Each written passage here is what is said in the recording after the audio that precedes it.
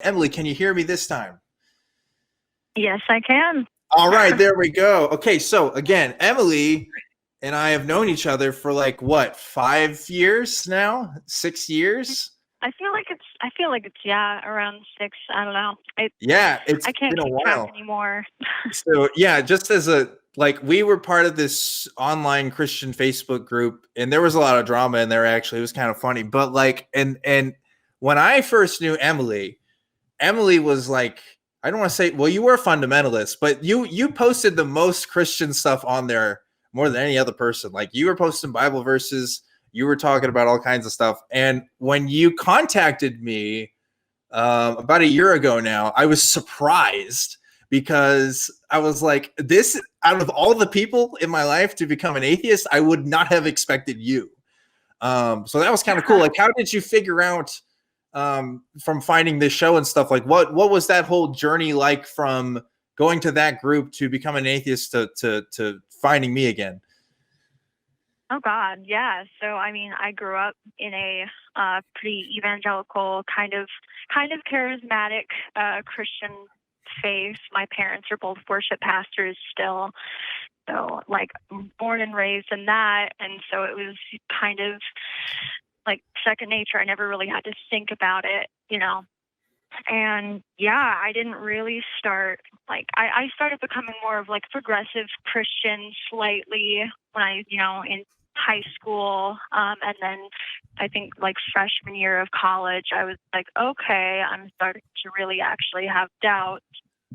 And then by like sophomore, junior year, I was full like, okay, I can call myself an agnostic. I can call myself an atheist.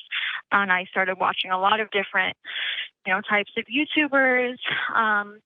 And some of my favorites are like have been, I'm really interested in cults. I'm really interested in people talking about those sorts of extremist religions and coming out of those. And so some of my favorite YouTubers are like John Cedars channel, Mr. Atheist, and that's how I found your channel. Is I saw you one of like Mr. Atheist.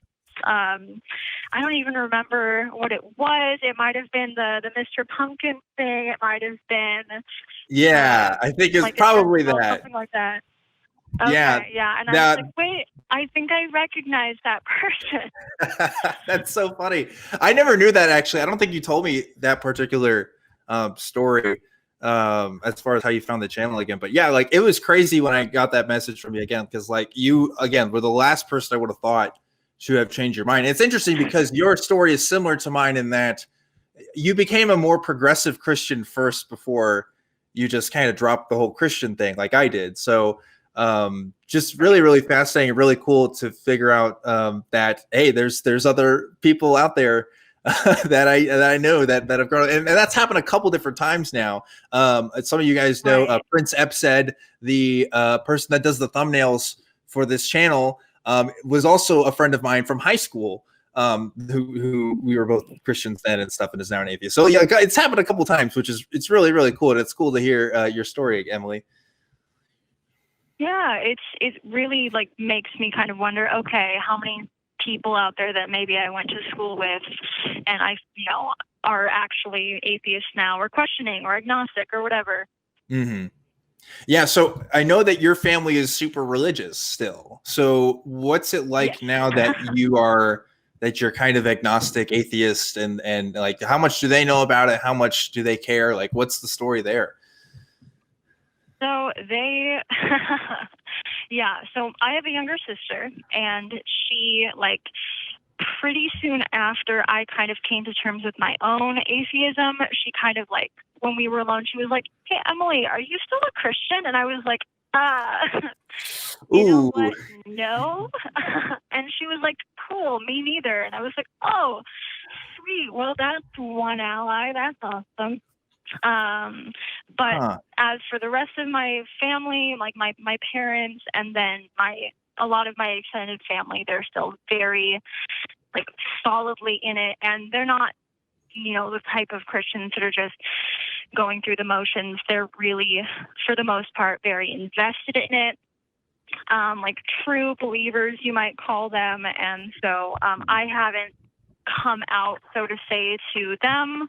I definitely have had moments where my mom has said, "Hey, how's your walk with Christ? Have you found a church yet? I'm worried about you because you keep saying these things." Like if I'm saying things that could be considered even progressive Christian beliefs, she's, expressed worry. And I got to a point where I was like, "Hey, I would rather you not ask me about my walk with Christ every time I come home and visit you because it makes me uncomfortable."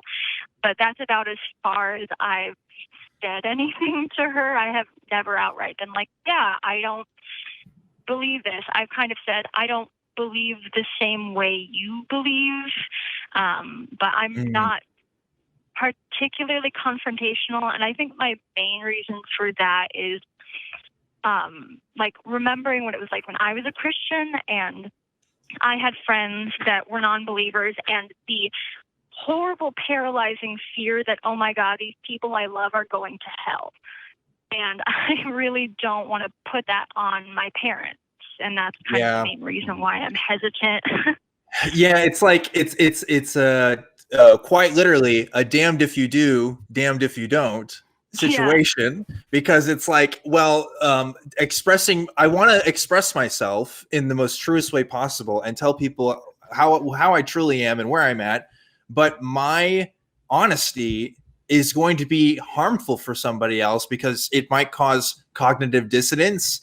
It might cause worry for what's left for me in the afterlife. It might cause worry for your current relationships, because depending on the Christian denomination you're a part of, you cannot be equally yoked with non-believers, meaning you can't hang out with those guys. You can't, have certainly intimate relationships, if not casual relationships, with people like that, because that's what you're told. So yeah, it's tough. And I'll tell you this, as someone who talks to strangers every week on the phone doing the show like this, family is the hardest to talk to for me, because they're the people I care the most about. And it's like the consequences to talking to those people is it's higher than the average conversation with just Joe Schmo on the street. It's going to be more impactful to my life. So I feel for you there, Emily. Let me ask you this real quick.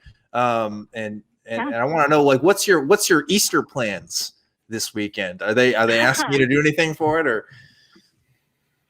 No, thankfully. So my parents live about 4.5 hours away from me. I came to Oregon for school. My parents live in Washington, and so I've been living down here for the past almost 5 years now. But I do have currently 4 male roommates, and so in keeping with the quarantine and the kind of suggestions, we're going to be doing a stay-at-home Easter brunch. So nothing religious, just a lot of waffles and bacon and mimosas and all that good stuff. That sounds like the perfect Easter Sunday to me. I don't know. It sounds pretty good. Johnny, you look like you had something you want to say. I do. Emily, you said you weren't confrontational and you do have a good relationship with your family, and you are concerned about putting them in the position where, and tell me if I'm correct when I say this, putting them in the position where they will be fearing for your eternal soul, right? Pretty much, yeah. When you make those comments like, I'm not walking in Christ the same way that you are, or my walk is different from yours, are you trying to lay a groundwork for an eventual coming out, or are you just being honest and very gentle and kind when you say that? I think it's a little of both. I do think I am eventually going to have to come out, especially so I've been in a relationship for the past almost 3.5 years with a friend from college who they know is an atheist. And so they have expressed discomfort with this and disagreement with this. And so when we eventually do get engaged, because we've talked about it and it is in our future, that's probably going to have to be a conversation that comes up, because I think until the actual engagement happens, my parents are content kind of being in denial, like, oh, they can still, break up. But once, marriage comes into the picture, it's going to definitely be a lot of, well, you're unequally yoked. And I'm going to have to say at some point, well, no, I'm not. And here's why. But also, it's definitely me trying to be as genuine as I feel I safely can be. And it's definitely not, I'm thankful that I'm not like, I don't come from a Jehovah's Witness family or something like that, something more extreme where I would be shunned and, all that sort of stuff. But I do, it's definitely mostly for them. And there's a lot of like subtle manipulation that kind of goes on that's kind of a pattern in my family. But yeah, I think it's a little bit of both trying to be gentle and honest and not wanting to delve into it right now until I feel more prepared. And I also want to kind of start preparing them, specifically my mom, for an eventual coming out. Yeah, for sure. I was going to say, when I first came out to my mom, one of the first questions she asked me was, well, are you going to get married in a church? And I was like, I don't know. Like that wasn't on the docket of things. I was kind of decompressed with you today. Like I had no idea, probably not, but yeah, it's like, sometimes it's interesting how much people do care about some of the stuff and don't care. I was surprised by some of the stuff when I came out to some of my friends who really didn't care, and I thought they would care more. Knowing your parents and knowing your family, they're probably going to care more than the average person about it. But like you were saying, I think it's important that you at least prepare for that interaction and your relationship with your parents like that afterwards. Because I know mine changed a little bit. It was a little dramatic at first, but we got used to it and things worked out. And if you want to continue to have a good relationship with your parents, it's smart that you're thinking about what you want to say, because I know I was going crazy not having them know, because it was important to me. It's part of my identity. It's part of, who I am. And I'm glad that you're thinking things through. I want to let Johnny go ahead and say his piece as well. And we'll try to wrap things up here in a minute or two. Sure. Emily, are you financially dependent in any way on your family, if you don't mind revealing that? Oh, yeah. Yeah, not anymore. Okay. I'm not. I haven't been for actually quite a bit of time. I live on my own and I have my significant other, and I, until COVID-19 struck, I did, work pretty much full time. But yeah, I don't, for the most part, get anything from them. And also, my dad, I'm less worried about. I don't think he'd ever cut me off. Even if I was financially dependent, it's more for, their own. Yeah. Well, one of the things that I hear a lot about is some people feel the need to be out and say, I'm an atheist. I don't believe, this is who I am. Please accept me for who I am. But there are gradients of coming out, aren't there? You might say, as you said to your mother, whenever that was, I'm on a different path. I'm walking a different path than you are with Christ. You might also say something like, I'm searching for meaning in my life. I'm still exploring metaphysical truths, or you can be more vague than that. And slowly over the course of time, ease your way out of, rather than a cold splash to the face and say, Mom, I'm an atheist. I think everything that you believe is a fairy tale. It's superstition. You could say something much softer, and you can be vague. And I don't think it's disingenuous, because aren't we all on a personal path of exploration as to meaning and life and things like that? It is your personal journey, and you can share with whoever you want to, as much as you want to, as time goes on. So that might be a softer landing than, Mom, I don't believe any of this stuff anymore, but love me anyway. Yeah. I like that. Yeah, that's a good point. Thank you for that. Well, Emily, originally, so because I saw you were in the queue, I didn't know you were going to be calling tonight, which was cool. And I didn't even read your thing that you wanted to talk about. I kind of took over there. Just wanted to give background on there, but I want to wrap it up with just the original reason that you put in here, which was what atheism means to ex-believers. And I want to hear your take. What do you think atheism means to ex-believers, or what does that mean to you?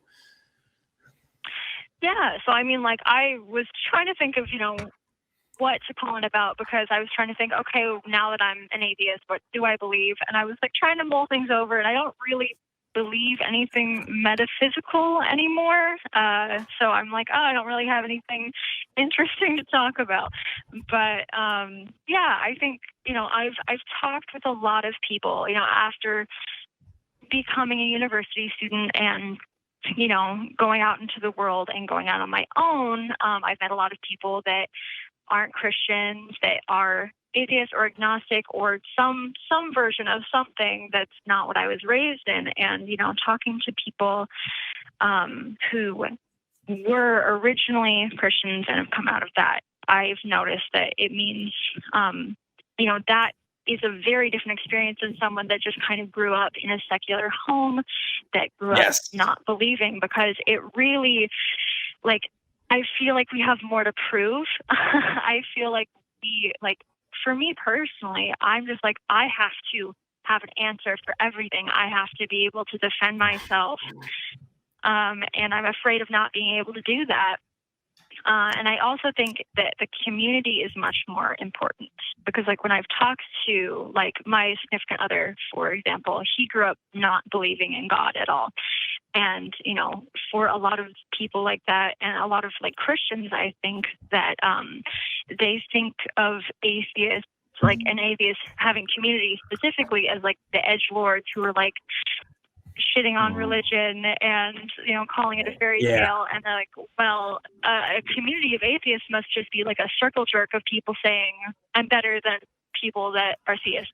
Totally, people that totally, believe in metaphysical things. Yeah, but for us, it's really I lost a community in religion, and I went through trauma probably, and I think it's been really useful for me, and I know a lot of other people, to be able to go on YouTube and find people that have gone through the same experiences. I think that's important for anyone who's gone through some sort of trauma, and I do consider a lot of religious stuff, specifically in a lot of the evangelical tradition, to have been traumatic.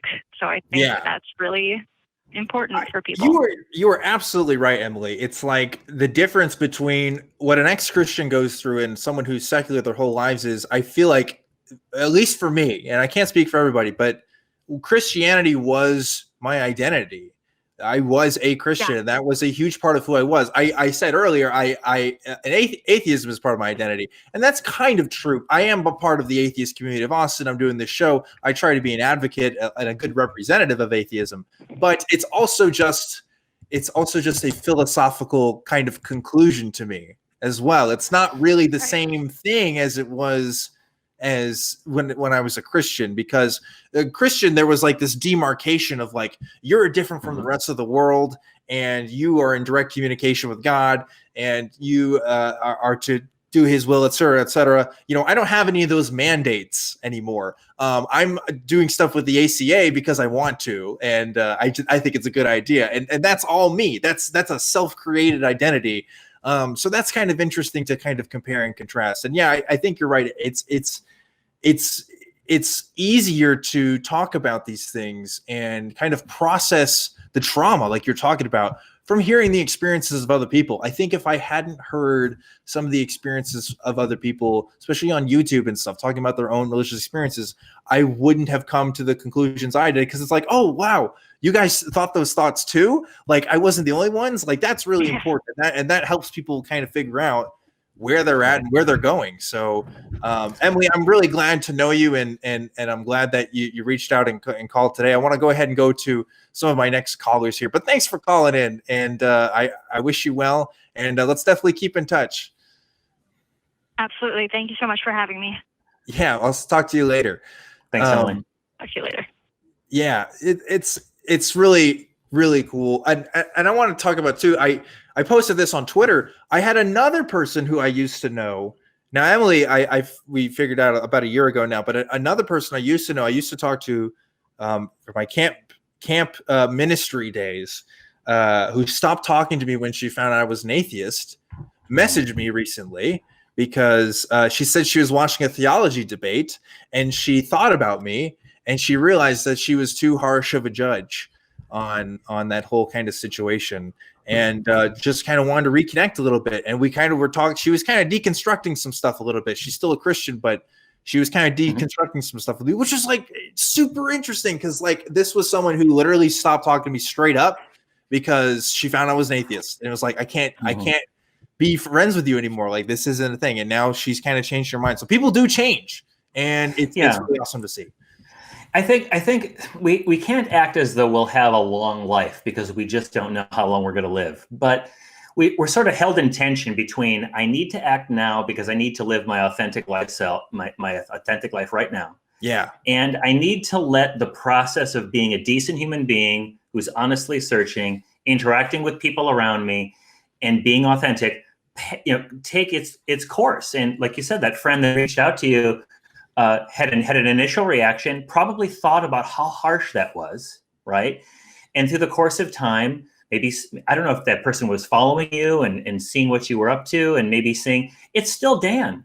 Dan's still a decent guy. Maybe I was wrong, but I think I'm still right, but maybe I was wrong about him, even if I'm right about his beliefs or non-beliefs being wrong. Right. And then let that dialogue take place. Yeah, and right? I'm my most honest self now because for a while I was pretending to be a Christian and wasn't anymore. Like that was a thing that was happening too because I didn't know how to leave the group I was a part of. I didn't know how to transition my identity from that. And all my friends were Christian. They were all part of these groups. So that's yeah.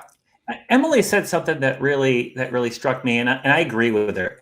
There's an idea that the atheist community is a bunch of haters and trolls. There are haters and trolls everywhere you go, in every community whatsoever. And whatever you choose to do, you like anime, there's going to be some nasty anime trolls out there, right? And there's also going to be some kind community building people. And maybe what Emily can find herself in is in a position where she doesn't like that aspect of it. Her family thinks of that aspect of it. Well, she can do what she can to make that community, at least where she's interacting with, much more loving, caring, open arms rather than fists first. And that journey that one has with God, right, doesn't change just because God gets out of the picture, right? We all have a journey that we're all going on in life. And your atheism, when you first came out, Dan, I bet you is different from the way it is now. How I view my atheism, you mean? Mm-hmm. Yeah. I'd say that's probably true. And it's going to keep on changing. Yeah. Sorry. No, you're right. I mean, it's something that develops over time. And it wasn't something like I was an atheist before I put that label on myself too. It's like figuring out the label stuff is difficult as well, especially if you're isolated and you don't and you have to look up this stuff online because you don't know anybody in real life. Now the ratio's flipped. I know way more atheists now than I do Christians, I think, at least that I keep up with as friends. So really interesting to talk about this stuff. So I want to get to the next caller here.